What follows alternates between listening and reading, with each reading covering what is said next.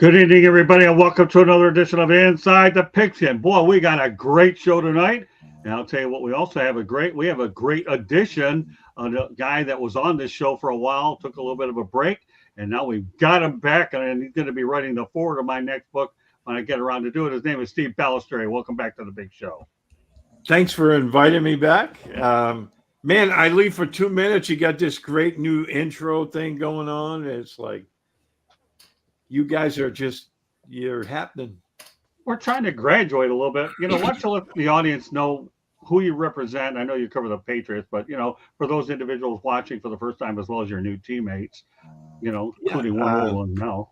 Yeah, I write for PatsFans.com. This is my 13th season writing for them. And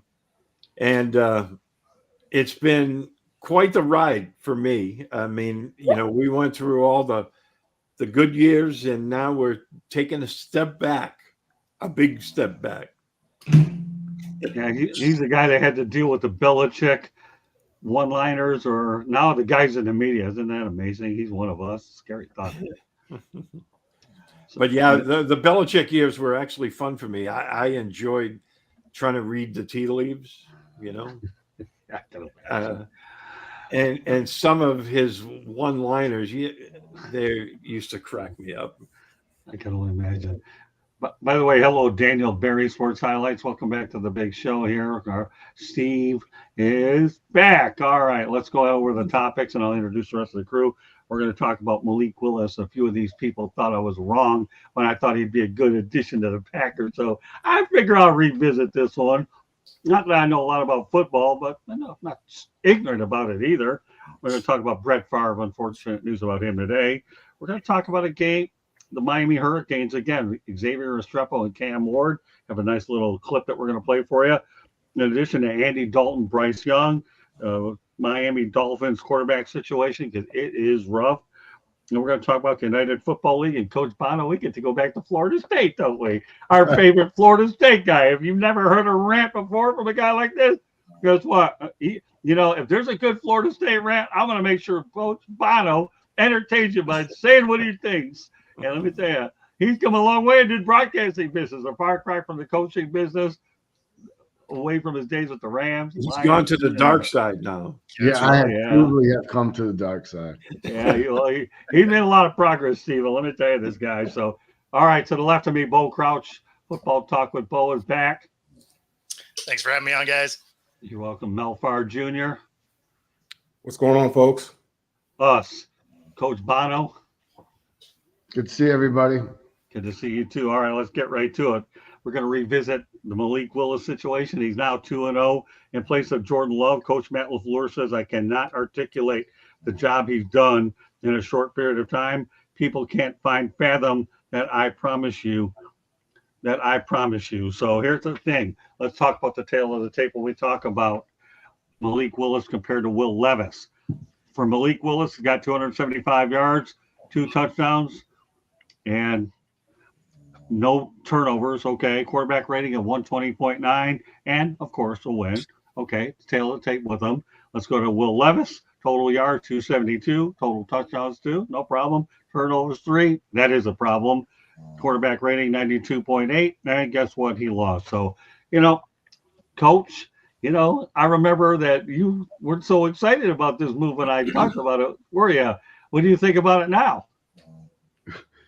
Well, what do you mean I wasn't excited about it? Which part of it? Well, the part that you thought, I never said that Malik Willis was going to be a miracle worker. I always thought he was going to get a fresh start in Green Bay. I didn't know it was going to work out. But he never got a chance. I know. And listen, I'm not throwing you under the bus. There wasn't, I didn't have a body of work to look at. I just didn't think, I will say this, I'm shocked, not shocked, but pleasantly surprised at how he's performed. Good teams can plug and play players and still win ball games. And when one of those players is the quarterback, I think you have to give a lot of credit to Matt LaFleur and his offensive staff and the scouting staff for recognizing that not only the talent that the kid possesses, but them putting a plan together to highlight those talents and letting him kind of play within himself and stay within his game. They're not asking him to be Jordan Love, and they're not asking him to do Jordan Love things, so they've kind of catered that offense to him, or modified it around him, and it's working because they have enough solid pieces. So I think that in my mind, when I look at Green Bay and just how they're playing across the board, that boosts their stock in my mind. Yeah, and I'm kidding with you too. You know how much I love you, anyways, Coach. But when I saw Malik Willis was doing well, all he had to do with Green Bay is be a game manager, win some football games. That's basically it. And not like you're asking the guy to break major records. Just go out there, hold down the fort so that Jordan Love can take over. Well, he's made some plays with his legs. You know what I mean? So that's kind of, they can ride that for a short period of time, which is what you ideally want when it comes to the quarterback position, to give Jordan time to heal up and get him back in there. And this will only help them down the road, because have the kid getting game experience and then having success with him running the offense. Yeah. All right, Mel. Yeah, I mean, I didn't see it coming either. I didn't have a lot of body of work that was good. I mean, I've watched the kid play in high school, watched them do the spectacular in college when you get the highlights. And then what I saw of him playing with the Titans wasn't very good. He was a guy that was, looked like he didn't really see the field. And the first thing that he would do when he would get in trouble is he would take off and run and utilize his athletic ability. I was extremely surprised at how well he played and happy for him. And it just goes to show you that sometimes you just got to be in the right place. And obviously, Tennessee just wasn't the right place for him for whatever reason. It wasn't the right fit. And like Coach said, you have to give their coaching staff a lot of credit for having a game plan for him and having him prepared and being able to go out there and execute it. And then the kid, you have to take your hat off to him as well with all the adversity that he faced the year before. And with obviously, Tennessee giving up on him, having an opportunity to come back. It's very rare that a player that soon has an opportunity to come back and play against a team that basically gave up on him. And he went out there and performed extremely well. So you have to take your hat off to the kid because, whatever coaching he's been getting, he's been receiving it. And, whatever he was learning in the film room, he took it out there and he was able to, put it on the practice field, and then obviously put it out there on film as well in the game. So you got to be really excited for the player. But like Coach, I didn't see it coming. I really didn't, just based on the small body of work that I saw while he was at Tennessee. Okay, we'll turn over to Bo. Yeah, I mean, obviously you're excited for the kid because he's able to, kind of go out and showcase some of the things that he can do. But at the same time, he beat the Colts and the Titans. So, we could probably pump the brakes on him being, MVP candidate here. Like, let's wait till we see him play a good defense, because neither one of those teams are known for their pass rush. And that Green Bay offensive line is pretty solid, right? So against a bad pass rush, yeah, if he has time, sure. I would hope that anybody that made it to the NFL can be pretty effective at quarterback. So when they go up against the Vikings that look like they have a very real defense, I think that'll be a little more telling of what it is he can really get done, because then he has, some more solid defenses ahead of him. Again, it was just the 2-game sample size that we saw with him. Obviously, it looked great, statistically awesome, but wasn't exactly going against tough teams either. Well, you didn't come into the season with the guy either. You made a move, toward the end of training camp. But I mean, so we watched Baker do it on 3 days with the Ravens. Watched Dobbs do it on 4 days with the Vikings. So I mean, that's not really unprecedented. Okay. Fair. All right, Steve. Yeah, like everyone else, I was surprised by it because, like everyone else, with the limited sample size, I didn't think he performed very well last year. But you have to take your hat off to him, the work he's put in. And I think, like the coach said, you have to really credit the coaches because, they've played to this kid's strengths. They haven't asked him to do things he's not able to do. And I loved his comment after the game when he was asked about, did this mean anything special to you going against the team that you were with last year? And he said something to the effect of, they paid my salary every week last year. So I have no problems with that team whatsoever. And I like that attitude. I mean, he got a chance, another shot to shine, and he's been doing it. And yeah, the defenses he's faced haven't been that great, but I think even Matt LaFleur and his coaching staff have to be super pleased with what they've got out of him up to this point. Yeah, and you think about Malik Willis, it's only going to get better the longer he's there. Even when he finally holds a clipboard, it won't matter if you get the Packers 2, 3, 4 wins until Jordan Love comes back. To me, that says a lot right there. What do you expect out of your backup quarterback? Somebody that can definitely fill in capably until their starter comes back. We could sit here and go over the time of history when we've had Earl Morrow. I know Steve remembers that over Bob Greasy. Hey, Scott, can I take a moment and can I just fact check Bo real quick? Sure. Yeah. What do we got? So you're half right on your comment with him going against low level defense, and that the Colts are ranked right now 31st in total defense. However, the Tennessee Titans are 5th in total defense right now. Oh, really? No. So I was actually specifically calling out the pass rush. So neither team has a great pass rush. That would be, they're about middle of the road. I think exactly. Titans are right now are ranked, they're actually 15th in sacks per pass play, and the Colts are 18th. So yeah, well, definitely not an elite pass rush. No, and that's all I was saying is, he was going against teams that didn't have a great pass rush, whereas this coming weekend, the Vikings are the Vikings are pretty elite right now. Yeah, they're playing good football. Hey, listen, right now, the only thing I'll say about Malik Willis, really, I think we all agree on it. He's a feel-good story. Oh, he really is. Absolutely. So that said, let's talk about. Is there any chance that Jordan Love makes it back this week? Have you heard anything, Bo? It doesn't sound like it. It sounds like he is around the facility, but it doesn't sound like he's effectively going to be getting the start this week. Gotcha. At least from what I've heard. Because this is a huge game for both teams this week in the division. Both of them pretty hard. Now, if he does come back and they lose and they're 2-2, and Love is 0-2, and Malik is 2-0. Just for shows like this, that could be hilarious. Yeah. Well, remember, we do have a group chat, so anybody that wants to come up with ideas, they have a free opportunity to do it, and I have no problem writing them down on paper. I'm sorry, Scott. I had to call Bo. No, there's no apologizing. Wait. It's why I didn't say total defense. I specifically said the pass rush. Yes, there is no such thing as an apology on this show because we are family. Okay, period. Okay.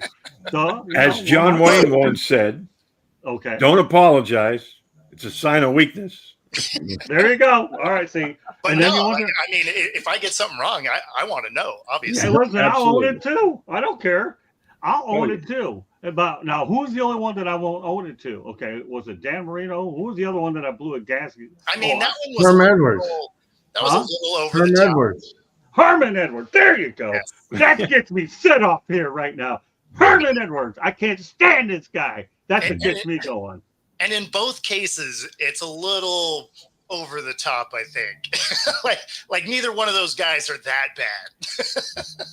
I hate Herman Edwards. Steve, you weren't around when I went ballistic that night.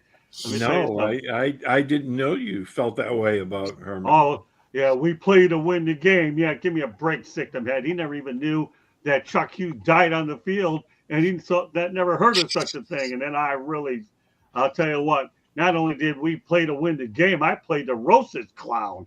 Okay, and then, of course, all he did was screw up Arizona State, but that'll get me started there because I know Mel has a heart out. We got to get to as much as we can. But, yeah, all it takes on this show when it comes to football is Herman Edwards. on baseball. All it takes, if you ever see a baseball show, Barry Bonds. Okay, and there you go. And I'm sure there's other things too, but there you go. All right, let's stay in Green Bay. All right, there you go. I'm starting to sound like Brent Musburger, I think. I don't know.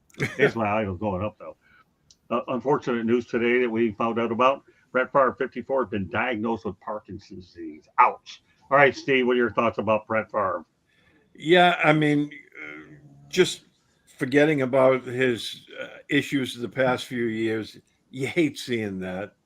Um, because my mom died of Parkinson's disease, and it really robs you of who you are as a person. And I wouldn't wish that on anybody. And I hate hearing that about Brett Favre. He's always been one of those larger than life characters. Um, but that I hate these diseases that cancer, as bad as cancer is, you're still who you are even when you waste away. Right. But as you know, Scott, my wife and I took care of her parents who Right. were both ill until they both passed away here at our home, and it's the same thing. They were robbed of who they were at the end, and I just absolutely hate hearing that. Well, we got some activity in the chat room, Steve. That's another thing that's changed about this show. Good evening, Blows. Okay, he's on there. Joshua Dorr, one of our active chatters. Hi, Joshua. How are you doing? I'm going to introduce you to Steve.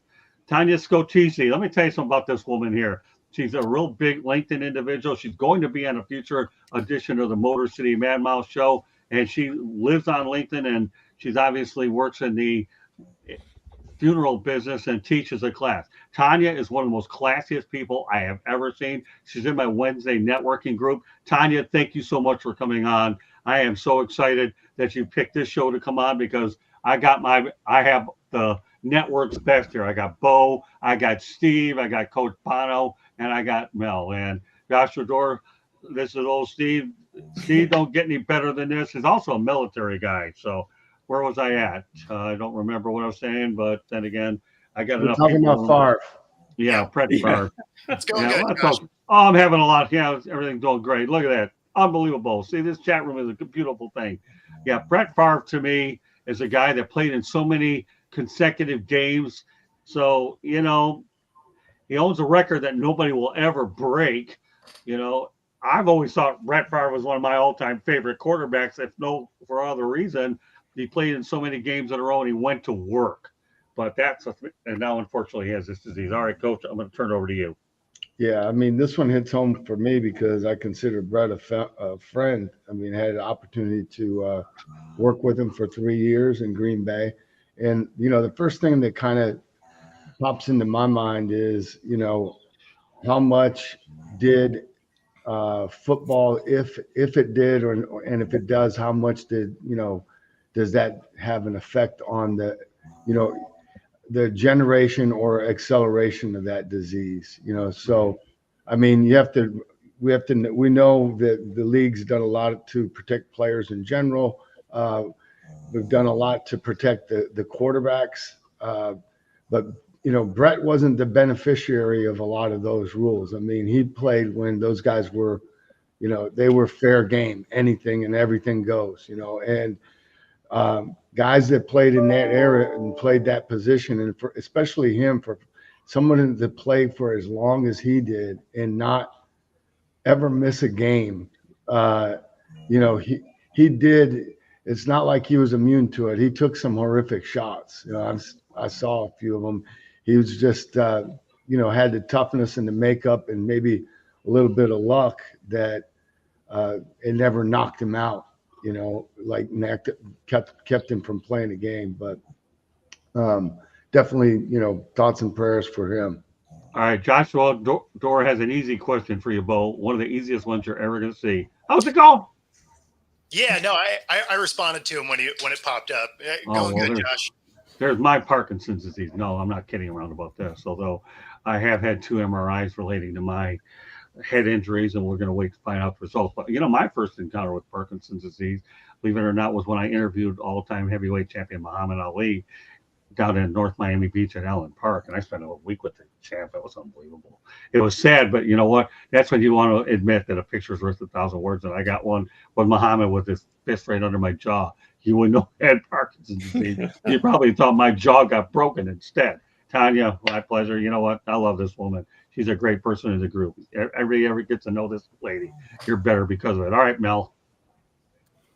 Yeah, when I saw it, obviously it's very unfortunate. Brett was one of my favorite players watching because you understand, somebody as a fan of the game, you understand the passion that he played with, and how much he loved the game. He was like a kid out there playing, and it seemed like if he didn't get paid anything, he'd still be out there playing football. I'm going to leave it at that. I'm not going to put any conspiracy theories out there because, God forbid, Brett is listening and I end up with a lawsuit and I can't afford any defamation lawsuits. But it is an unfortunate. When I heard about it, I thought it was very, it's unfortunate because we know what that looks like. Now there are medicines out there, there's treatments out there. We know that Ali was not one that he wasn't taking the medicines that could have helped him with the shakes. But again, you look at somebody like Michael J. Fox and how it is, really, Right. It really significantly changed his life and altered his life. But you just hope for the best for him and pray for him and pray for his family. All right, let's go to the chat room. Tanya's got some good information. I think that you guys address it. Cancer patients can make choices. Cognitive decline is a whole different process. I manage an oncology office for 4+ years. So there you go. Now, I should also add that Mel and Coach Bono had an opportunity to come on separate shows with Jennifer Cobb. We all know the former St. Louis Rams cheerleader who's been, raising money against Parkinson's disease. And maybe one of these days, Bo, I'll get you on with Jen. Jen's a sweetheart. I remember we all had a good time, right, Mel and Coach Bono? She's a unbelievable person, and she does some great work. So, all right. So, Bo, some of your thoughts on Brett Favre? Yeah, I mean, obviously, it's sad to see. Hopefully, fortunately, as technology continues to go, hopefully there's more and more treatments to make it, a slower decline, if nothing else. Obviously, there's no cures for it or anything like that. And yeah, I mean, I loved watching Brett. Fantastic player. Loved the way that he played. Right. I mean, it was always electric. I mean, you were either going to win or you were going to lose, but it was all going to be on his arm. And, so it was always a ton of fun to watch. He never played for my favorite team, but he was a player that you enjoyed. So this is something you never want to see. And it doesn't matter if it's an athlete or just somebody down the street like that. This is one of those that you wish nobody got. Well, Candy, speaking on behalf of the South Florida Tribune, the gunslinger. There you go. There's no doubt. So with that said, I guess we can all agree that every quarterback should have a great receiver, right? A good top-notch receiver, right? Yep. Don't you guys? It doesn't hurt. All right. Well, guess what? Cam Ward got one. Here's a guy, watch Miami clobber my alma mater, USF, 50-15. Oh, I mean, I guess I wasn't going to lose either way. But you know what? When you see Cam Ward, it's a treat. And Xavier Restrepo's a guy I've spoken to often before. So you know what we're going to do? Cam Ward's numbers up to this point are 89 for 123, 1,439 yards, 14 touchdowns against 2 interceptions. If that isn't good enough, well, it is good enough. His favorite receiver is a guy by the name of Xavier Restrepo. 20 receptions, 362 yards, 5 touchdowns, 18.1 average. But you know what the best part about it is? Xavier Restrepo has gone ahead and caught a touchdown pass in every game, and he had 2 and 1. Candy, roll the tape. Hey, Cam, I know the first 3 games you and Xavier Restrepo have been good friends. You've connected on touchdowns every game. So how well is your chemistry developing with Xavier Restrepo? You guys seem to hit the end zone once a game at least. It's real good, especially where we started from in the spring. Even through fall camp, me and him had some bad days together, just not seeing the field. But we honed in on that, and every time we watch tape, he's always there. He's the first one there. Whether we're watching 2 times a day or 3 times a day. So, his schedule is hard, but he always finds time to do it. And I think that's why it's showing off for him on the field. And, he just knows, like, the spaces where we need to get to, whether it's man, whether it's zone. Like the one we ran today, it was zone, and he just dropped stuff. We worked out in practice every day. So I think all the practice stuff paying off, and that's why he's doing so good. All right, Bo, what are your thoughts about my question towards Cam Ward? What was the question itself? Well, talking about his favorite target, Xavier Restrepo, and what it means to be able to have the constant continuity that he has working with him on a regular basis. I mean, reps matter, right? That's one of the things he was talking about in your question there was, just the amount that they're doing reps during practice. And I mean, when it comes to game time chemistry, nothing beats a lot of reps in practice. Steve? Yeah, from what I've watched of that kid, I mean, he is pretty dynamic, and I was excited to see what he was doing on the field. I obviously want to see more of it. I haven't caught many of Miami's games, so hopefully we'll see them on TV more and more. And I think that kid has a bright future on Sunday. Okay. Coach Bono? Well, I'm really impressed with Cam Ward and his answer. I think that's the type of attitude and leadership. Like he was mentioning on the fact that, you know, uh, Xavier's schedule is busy, but we always find time to do it. Right. That's the thing kind of resonated with me, and to me, Cam's the one that's initiating this. He's the catalyst for it. He's the quarterback, and they're developing that chemistry. But the testament and the authenticity of his answer to me, it speaks a lot for him. Which I never heard him speak, so I didn't really know a whole lot about him. But that's he has a very very favorable impression in my book for me, and I think he needs to continue to show out and preach, walk the walk, or walk the walk exactly, and he does have a bright future. I agree.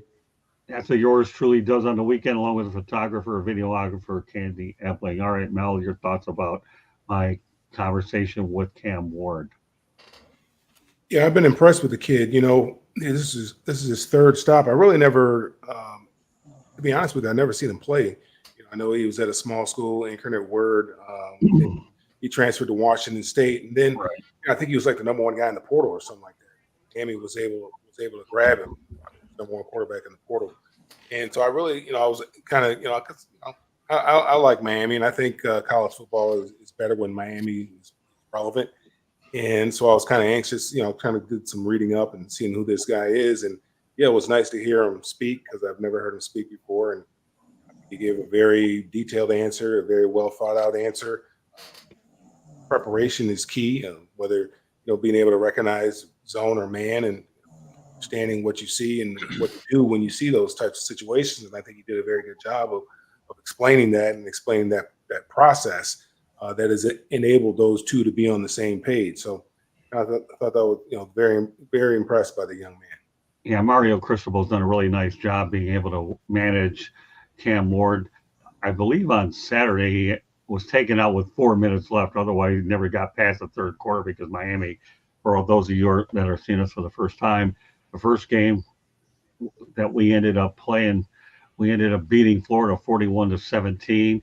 56-9 against Florida A&M University Rattlers, and Ball State got crushed 62-0, and USF got put up a 50 spot against a pretty good defense, but 50-15. So there you have it. All right, well, with that said and done, we're going to bring Candy Epling for a quick station break. We'll be right back.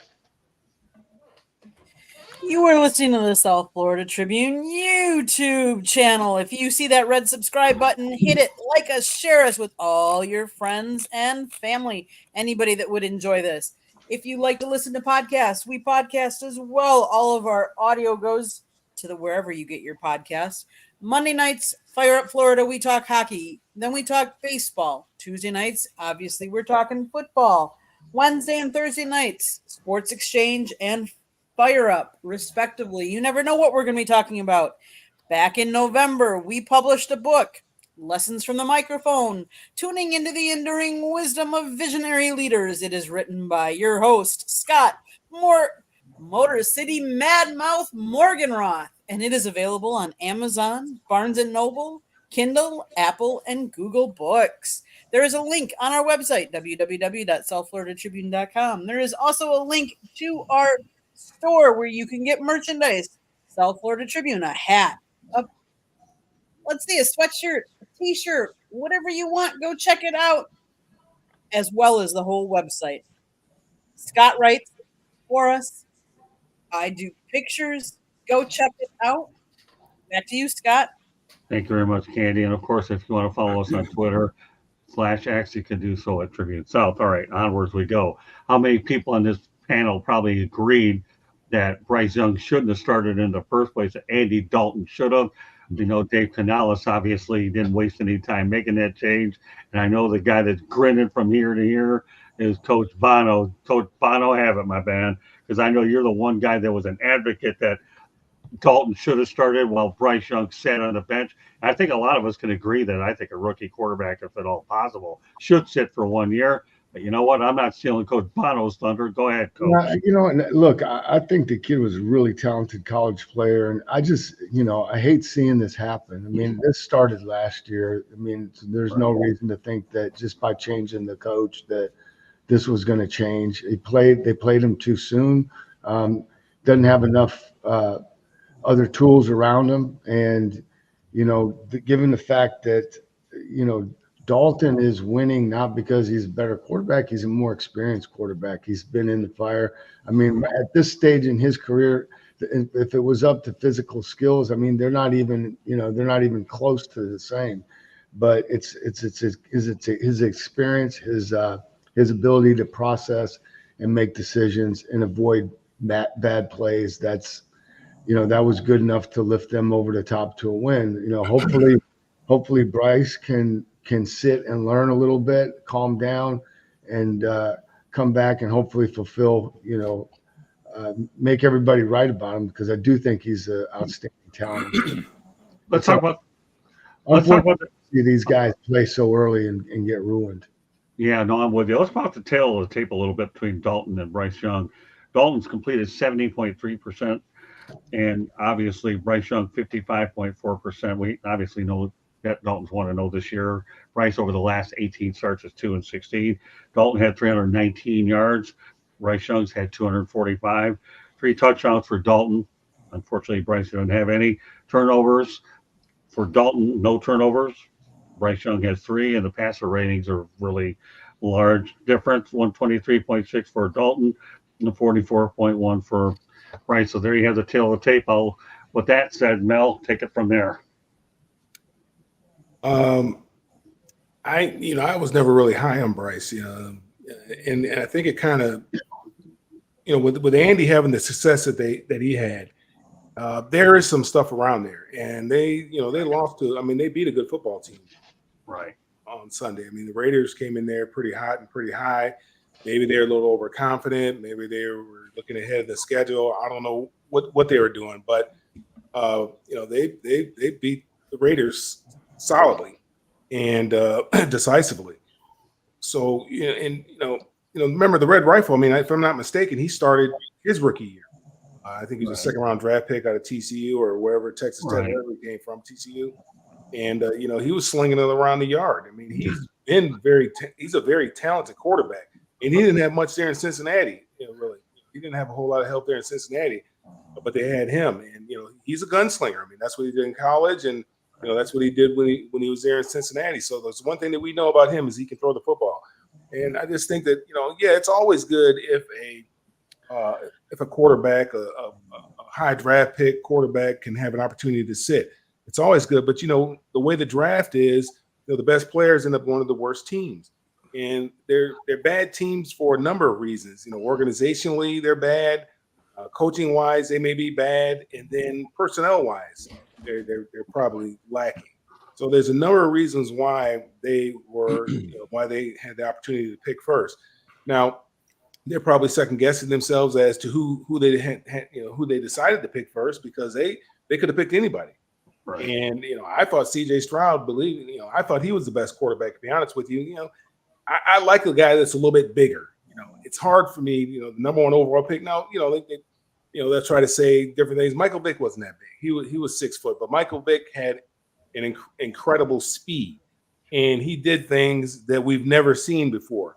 Bryce Young didn't do anything that I've never seen before. I mean, he won the Heisman Trophy, I guess, but he had one of the most talented, if not the most talented football team, and he couldn't lead them to a national championship.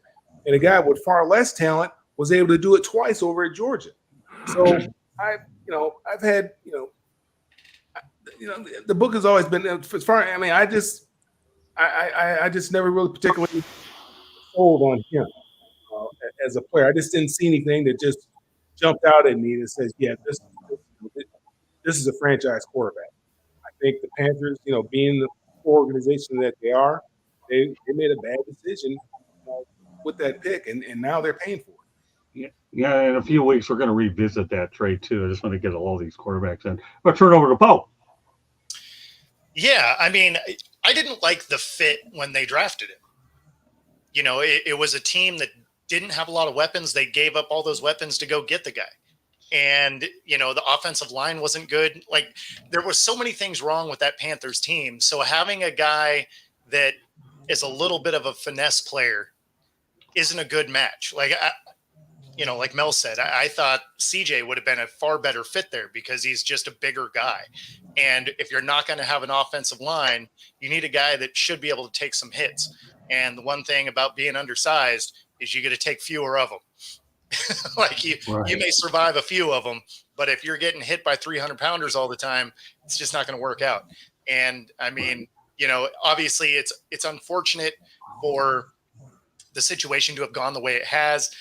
It compounds it to have Andy Dalton come in and absolutely beat up on the Raiders. That makes the situation a little bit worse optically anyway. So, the Panthers did come out and say that they weren't interested in trading him, but we'll see if that remains true. All right, well, Steve. Yeah, I think what happened to him is a cautionary tale. We've seen it a lot of times. They throw these rookies into the fire, and when they don't have a good supporting cast around him, he has nothing to lean on. And we're having the same conversation up here. Well, they are in New England. I'm down here in Florida now, but with Drake May, and the reason Gerard Mayo said that they're going with Jacoby Brissett is he's a veteran. And right now the offensive line is a sieve. Their best wide receiver, which they don't have a great wide receiver room to begin with, but their best one is still on PUP. And, there's just too many issues right now to put a rookie in there. And, I think you risk, breaking the kid's confidence. And I wonder if Young will ever get over that. But to your point, I think, what Bo said, he wasn't maybe a great fit, but they were sold on him, and they basically sold the farm to get him. Maybe that wasn't the greatest move on their part, because then they weren't allowed to, they weren't able, I should say, to surround him, especially with an offensive line. That's so important for a young quarterback because he has to have time to see the field. And, as they age and progress, they start seeing it a lot better. You always hear the guys saying the game slowed down a little bit for me. But when you have an offensive line that's not allowing you to do that, like in New England at this point, Jacoby Brissett's getting a lot of, I'm not saying opposition, but, he's getting a lot of bad press. And, like last Thursday night against the Jets, they were bringing pressure on him several times with multiple players in less than 2 seconds. There's not many quarterbacks that are out there that can handle that. Right. And, I was watching the game and I was like, I'm so glad they don't put Drake May in for this because I think he would have got crushed. Now they brought him in at garbage time to get his feet wet a little bit. And I don't have an issue with that, but I'm so glad they're not starting him. And I think what happened with Bryce Young is just one of those cautionary tales. You should have gone with the veteran until you surround the young quarterback with the talent that he needs to be successful. Yeah, I can't really add a whole lot to what you guys said because I agree with you. Let him sit for a year. Patrick Mahomes even sat for 15 games. Yeah. But the one thing I can say about the Panthers situation, remember, their coach was Frank Reich. They thought that Frank Reich was the guy that was going to turn this guy into the player that they thought they could be. And Frank, unfortunately, didn't even last an entire year in his first rodeo, but at least he's collecting some money. So that's. I mean, how effective do you really think a rookie is going to be when you look at an organization that over the last 3 years have had 6 head coaches? True. Like the math just doesn't work.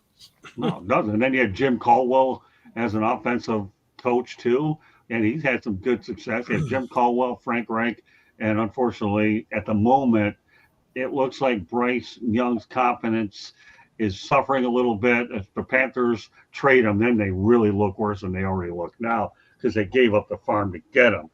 Well, while we have Mel on here, I know he has to get going shortly, but I want to make sure he got on with this topic. The Miami Dolphins quarterback situation is down to their third option. We all know that Tua was on injured reserve, although I think he'll be on there a lot longer. Skylar Thompson injured his ribs on Sunday versus your Seattle Seahawks, Bo. Okay, Tim Boyle replaced him. Tyler Huntley looks like the likely starter, according to Coach Mike McDaniel. Boyle will back up. To me, is in limbo. So really, I guess the question is, what should Tua do, and what's going to happen with that Miami Dolphins situation, quarterback-wise? You know what, Mel? I'm going to lead off with you this time. Well, Cam is out there. I don't know if he's still in shape or he's smoking cigars all the time and drinking wine, but I mean, he's out there, or whiskey, whatever he drinks. And Cap is still out there. Right now it's getting pretty desperate for them. Yeah. Tua's going to be out. We know he's going to be out at least 4 weeks, maybe perhaps even longer. Skylar obviously looks like he's has some type of rib injury, but I think that's something that they can manage, to be honest with you. You can put that little numbing stuff in there and he can manage that. It'll be very sore after the games. But make sure he gets that, get that needle in him before and before the game and at halftime. And I think that's something that he can manage. But still, that's problematic for them right now. Tyler Huntley, we know he was a Pro Bowl player up there with Baltimore, but he is who he is. I know he was up in Cleveland during the preseason. I don't know exactly where he was. I think he was on somebody's practice squad, if I'm not mistaken, when they plucked him off the practice squad. So it will be interesting to see. He's got a couple more weeks in the building, or a couple more days rather in the building, so he has an opportunity to learn the offense. So maybe they trot him out there. But I think they have Doyle or somebody else there as well from Tim Boyle. Lions. Yeah, I got Tim Boyle. Yeah, Boyle. Yeah, he was awful in Detroit. So. Right. So so they got problems over there. They got problems, and hopefully Tua will be okay. He's doing all the things that are necessary in order for him to get back if that's what he decides to do. If he doesn't decide to do it, wish him nothing but the best. But they've got problems down there because that offense was centered around his skill set and what he's able to do, and just being a point guard. That's all he was being, is John Stockton. He was just delivering the ball, whether it was throwing the ball or whether it was just handing it off. He was just a point guard. So that's all they need somebody to do, is be able to point guard. But they have to be effective in being able to deliver the ball to the weapons that they have. Well, Coach Bono's been adamant about this for the longest time on the planet. He wanted Tua to get that contract extension, give him another year. He had another year. They gave it to him anyway. So there comes a time, Coach, and you can just go out there and pat yourself on the back and say, I told you so. Now you can say, I told you so. But what are the Dolphins going to do with Tua out? I think he's going to be out longer than 4 weeks anyways. I mean, they just put him on the injured list. I think they need to go out and get a quarterback. I mean, see if they can trade for one or something. It's too early in the season. I mean, it's only week 3. You see what happened to the Jets last year, and they arguably had a better option maybe even than Dolphins do right now, although that's highly debatable. First guy that pops into my mind is Matt Jones. Maybe Jaguars might be interested in trading him. But there's got to be other people out. There's got to be somebody that willing to. I like Mac Jones. Huh? I like Mac Jones. I do too. I do too. Do you think they'd actually trade him because Lawrence is playing bad enough? They may give Mac a shot. No, that's the franchise. Yeah. That's the I mean, franchise. they just gave Lawrence a lot of money though. Yeah. They Yeah, way they too did, much yeah. money. That's they're they. It's That's too not late. gonna happen. No, Yeah. definitely not. But Yeah, and that's why they might. Trey Lance is there. I mean, Dallas doesn't need Trey Lance. Yeah. yeah, that's There's true. some familiarity there, with Right. with the coach being there with Trey Lance before. Yeah. I mean, that might be an option for him. I mean, I'm curious to see what Huntley can do in that offense. I actually thought they were going to trot him out against the Seahawks. I thought they were going to do that Baker Mayfield. Hey, we understand you just got in the room, but give it a shot, because Skylar Thompson we saw at the end of the game before and was underwhelming. And then Tim Boyle, we've all seen Tim Boyle. So like He's who he I is. would have taken Huntley off of 2 days notice over the two guys that they had. Interesting. All right, Coach Bono, you hit your piece out. Y'all, What do you mean? y'all good? Yeah, I'm good. Yes, I'm good. We're going north of you to Steve Ballesteri. I know Mel has to leave in a few minutes, so we'll make sure he gets out at 9. But go ahead, Steve. What are your thoughts about the Dolphins' chaos at the quarterback position? One of the things that's kind of surprised me is that knowing Tua's injury history and how, serious those concussions were, that they didn't get a really solid backup quarterback. I mean, because he's like one hit away from, like he is right now, being out for several weeks. And I know that can happen to any quarterback, but just given his No. I mean, he didn't get hit that hard. Let's be honest. no, and he he fell initiated into the it. guy. Yeah. Yeah. I mean, he initiated it too. I mean, I thought for sure he was going to slide, but that's another thing. But I'm actually surprised that they didn't go after a really solid backup, because I think you can sell it, to a good backup quarterback. Hey, come down here because you might get a chance to play pretty often, given to his injury history. But they give these guys so much money, they just don't have money allocated where they can have they can pay a quality backup. They can maybe be in a position to start somewhere else and get a little bit more money. So that's hard. And that's why you're always left with kind of, Yeah, I mean, that's true, but the scrap on the heap. yeah, they're in a bad spot right now, because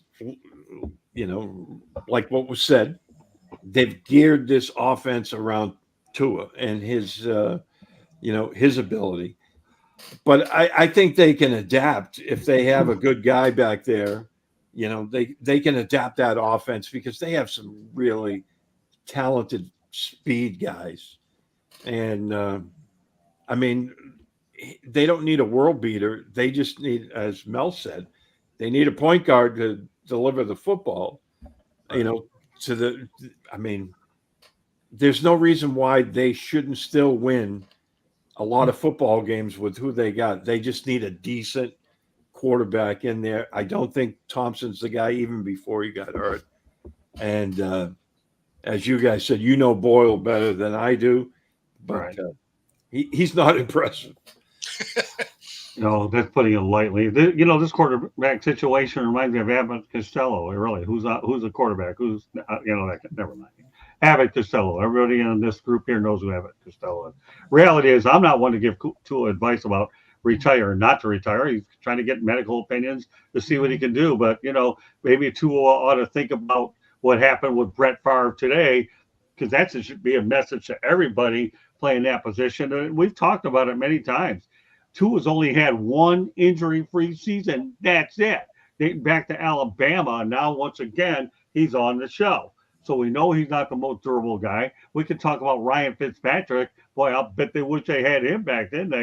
Maybe Brian Flores isn't so stupid after all, knowing that at least they had a good, solid insurance policy there. So, hey, I wish Tua well. I really do. I don't wish anything upon head injuries. I've said it to other people before, and I'll say it to you guys. I've had head injuries. I'm still dealing with it, and it is not fun. Mel, I know you have to get going real quick, so why don't you let everybody know how they can get a hold of you? You can catch me on all the social media at Melfar Jr. and follow what we have going on for the youth at Melfar Superstar Foundation.org. I'll see you guys next time. Thanks, You guys. got it, Mel. Have Good a to great see you week. again, Mel. Take All it right, easy, Mel. take care. Good seeing you too. All right. Well, now they're down to the four of us as we talk about Tua. Any closing thoughts about Tua at all? You think we've covered it all?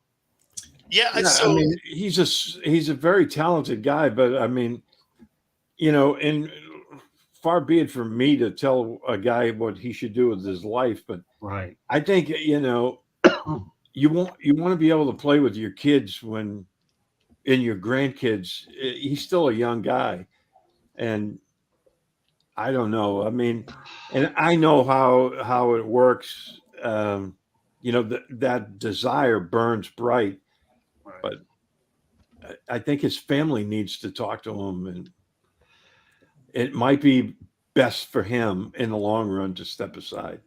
Yeah. Well, let me tell you, we're not done with this topic by any stretch of the imagination. We're just scratching the surface. And as time goes on, I think the next checkpoint will be when he's scheduled to come off the injured list. So we'll find out there. so the thing that's interesting about it is this IR trip for him is it really looks like it's the opportunity for him to figure out what he wants to do. Right. And why I say that is because he traveled to Seattle. And so if he was still suffering from concussions, symptoms, they wouldn't have let him on an airplane. So, Right. so clearly that wasn't the case. So him going on IR, I think, is more designed for what's the team want to do, what does he want to do, and honestly, what the league wants to do moving forward. Because if for whatever reason the doctor doesn't shut him down, which realistically probably won't, right? Then the league has to decide: are we making him wear a guardian cap, right? Right. Like there's some elements that I think the league will ultimately get involved in during this process, and I think a lot of that has to do with why he was placed on IR as opposed to he wasn't going to be able to make it back in time. I agree with you, Bo. I think that 4-week period is nothing more just a way to buy time and look for answers. What you're trying to do. Nobody really knows what's going on. I think you're buying time. Ultimately, if you get past the 4-week situation, then you've figured out some things. You talk to medical people, is what you've done. You find out where the symptoms are, and then you've spoken to your family and all that. So, and we're not even going to get into the money situation today. That'll be a topic for another day. But I agree. They're just buying time right now to find out what's what. It's not a. I think the worst kept secret in this topic is many of us feel we know what's going to happen, but I'm not in the business to speculate at all, and I never will. I don't care if I have to wait a week or two on a topic. I will not speculate. One of the biggest things I talk about in my book here, Lessons from the Microphone, is this. Okay, let me wait. Let's get it right. And one of my favorite things in there is when I talk about Frank Reynolds. During the Reagan assassination attempt, how he laid into his people there, said, I'm not looking to get it first, I'm getting it right. He blew a gasket. If you're looking for that video, all you got to do is look on YouTube. But there'll be a lot more layers of this story. But it's just interesting that when you look at all the Dolphins, you thought you had Skylar Thompson ready. And what do you happen on Sunday? Yet another injury to another quarterback. And I don't think the Dolphins ever expected in their wildest dreams or nightmares that they'd be down to quarterback 3 and even 4. And I think they're fortunate they even got Tyler Huntley in the first place. So we'll see. We'll continue to stay on top of the story. I'll just say this. I've been in that situation. It stinks. In 2019, I was in Detroit and we lost Matt Stafford. And then I think I can't even remember how many guys we rolled through. I mean, we played like 5 different guys. It's a very unenviable position to be in the National Football League when you don't have a quarterback and you're trying to win football games. You're still trying. It makes it really, really hard. You have to be your margin for error goes from slim to none in every other phase. Just because that position impacts the game so much. If I recall correctly, because I think I covered a game in Tampa, didn't it get down to Drew Stanton on the depth chart?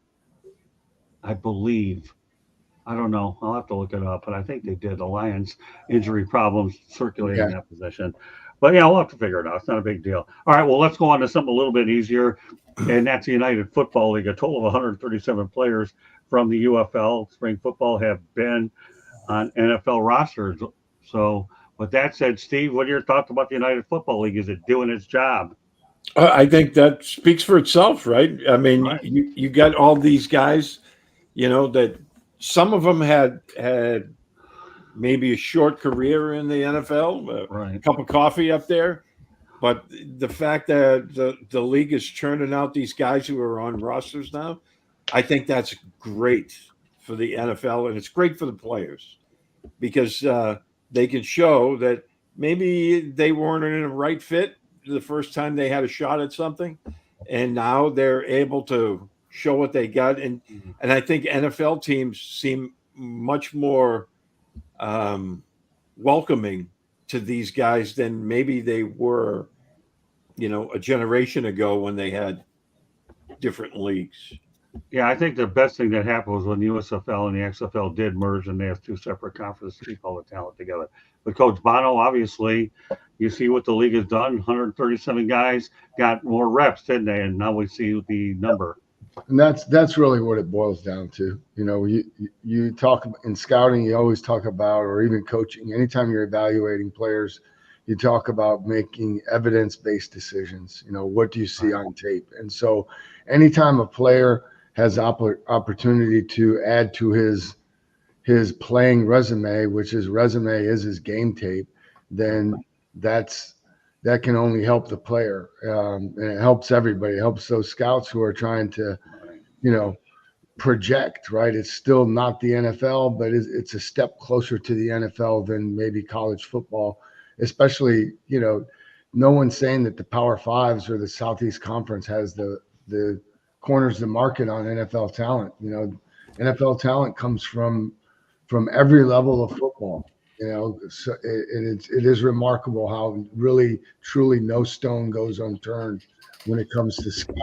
And, those college scouts, they visit every single school.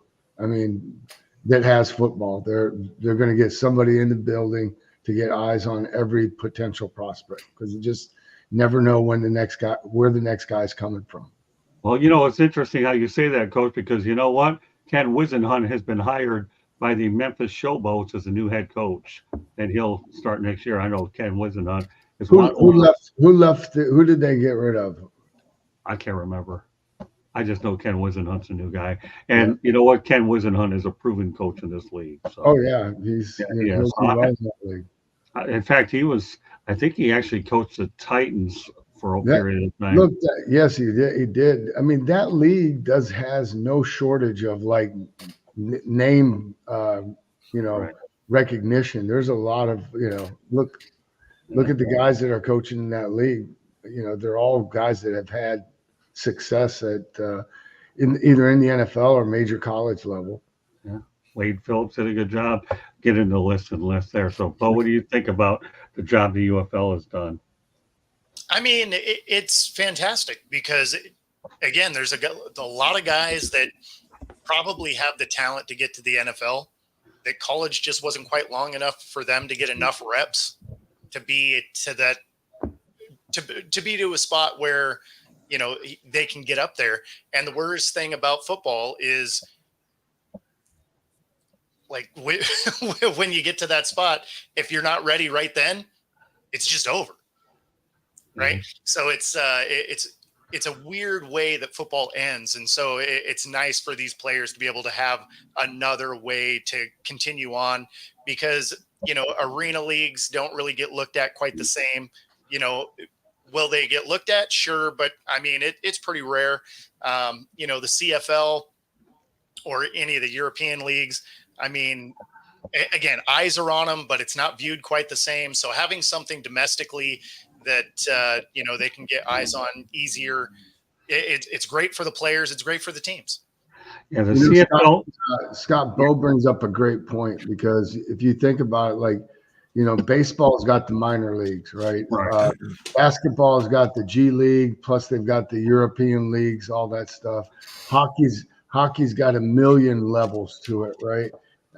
Football doesn't have that. So, Bo's exactly right. It's like Right. when you're done, when they say you're done, there's nowhere else you can go to build on that resume.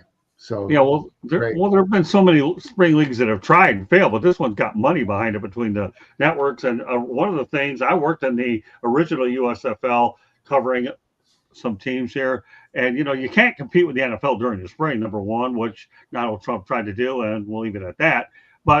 And John Bassett wasn't strong enough because unfortunately the man was dying of cancer and wasn't able to fight what was going on. But so many have tried and failed. But when you got money behind you with the networks and they love the spring void that they can fill in their program, boy, you got a much better chance to do it. Then you can mess around with the rule changes. This has been great for pro football. NFL. I don't think with the Canadian Football League you can gauge it enough. You got 2 downs and then punt, do whatever you're going to do. So you're not playing with essentially the same rules, especially on downs. I tried so hard. I really did during the offseason to watch it. I couldn't even make it through a half. I really did. The Arena Football League, you got a half a field. So, but I love those goalposts. If you can go hit bullseyes through them, then maybe they might look at you if you're a kicker. After all, I got a special team guy on there, right? Don't I? So, I mean, but yeah, this is great. And 137, and the number will get bigger and bigger. And I'll be interesting to see when the time comes that they start to expand a little bit more, because it's inevitable they're going to expand, but they want to make sure that the markets that they have are solid, and they'll be able to make the move. Yeah, I like Orlando Escobar, what he says. Try watching cricket. I don't know anything about the sport, so I'll have to take your word for it. There is one thing that is unique this time around with the UFL is the NFL is so established at this point, whereas before they tried to kill anything that even competed in the same realm. This time around, the NFL is like, oh, let's try stuff out in this league, as opposed to we're trying to be the only thing that is football. Yeah, if you remember, the NFL sued the USFL way back then, and I mean, I think they settled for $1. The USFL won. They filed or was the other way around? I think the USFL tried to sue the NFL and won $1. But yeah, I'd say that's the other thing is they kind of know their place. They haven't, when it comes to the finances, I think they've been more responsible in terms of they're basically not overextending themselves, and they built a model that it appears that they'll be able to sustain. Well, number one, coach, it was a $3 settlement that got reduced to $1. Now I wonder what that $1 bill would be for on the memorabilia market. Trump changing 3 games build USFL. Let me tell you, Orlando, I lived it. The check's in the Hall of Fame. Is it really? The check is in the Pro Football Hall of Fame. There you go. So, for those of you who have a digital camera, which everybody does nowadays, take a picture of a piece of history for the most interesting reason on the planet.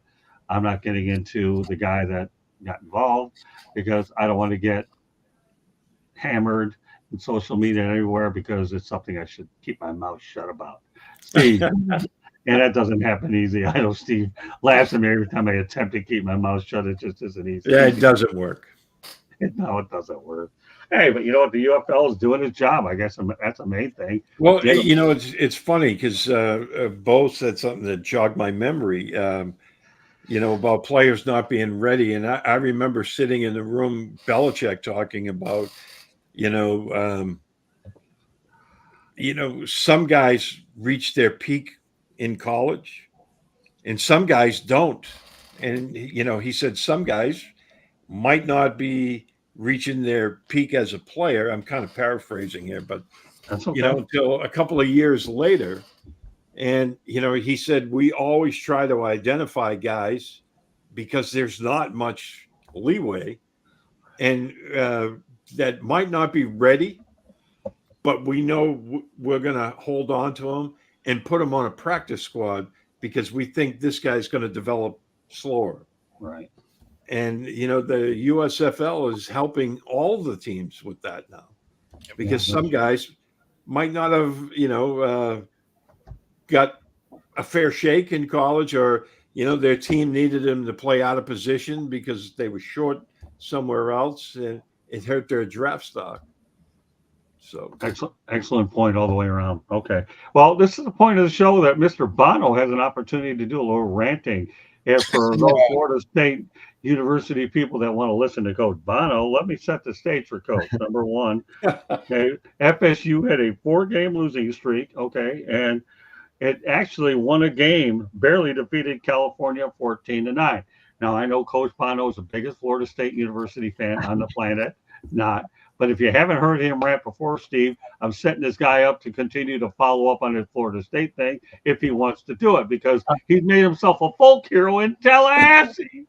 Well, look, they won this week. So, I mean, that's you can't really pile on somebody when they won. Yeah, but I wanted you on last week. You couldn't make it, so if they're digging themselves out, they still got a long way to go. I think, honestly, I wish I had the clip and had all of the quotes, but Nick Saban kind of put him on blast this weekend. Saban was talking about Florida and Florida State and just kind of how, Florida, as much, he said, it's not always, it's probably not all Billy Napier's. He says he just pointed out to how many coaches that they've had since like Urban Meyer, when they didn't invest in the facilities after Urban Meyer, when really they had their opportunity. And then, Florida State, his knock on them was, how can you develop a culture when you're building your team through the transfer portal? It's one of the things that happens, and you're rolling the dice, when you do that, because you don't know how those kids are going to react. And especially when things get tough and you hit a blimp, you hit a bump in the road. I mean, look, Jay Norvell is a quality football coach. He's proven that over the course of his career. But, obviously there have been some decisions made. They're not playing up to the standard. And when you're the head coach, you bear the you bear the weight of that responsibility. And there's no excuses for it. There's probably reasons, but I tell you what, the people that are donating to that program, that are putting their sweat equity and their hard-earned money into backing it, they're doing it to watch them win. They want them to win. They don't want to just see them play. And so they've still, I wish I knew more about what was going on in that building and what's going on there, but there's clearly issues, and, they better get it figured out quickly. That's all I could say. Yeah, if I'd have had you on last week, I know you were a little under the weather. I have a feeling your rant would have been more effective. But you know what? The reason why I tried to make it somewhat effective is they barely squeaked by California 14-9. Yeah, exactly.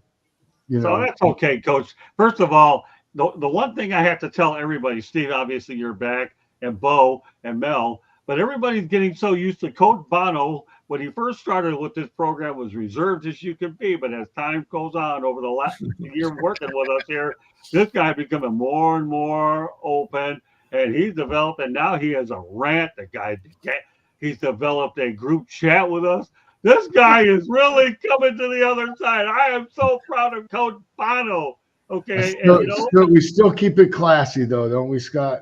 Oh, we do. Hey, listen, Coach Bono is the only one on the planet that could have talked me into getting merchandise, which we did because we love the guy, and hopefully we'll make some money off it before long. I don't care. I love doing it. That's where he works. If you're watching the show, for crying out loud, buy a T-shirt from Scott. Thank you. I appreciate it. All you guys in the chat room that are on here every week, we love you.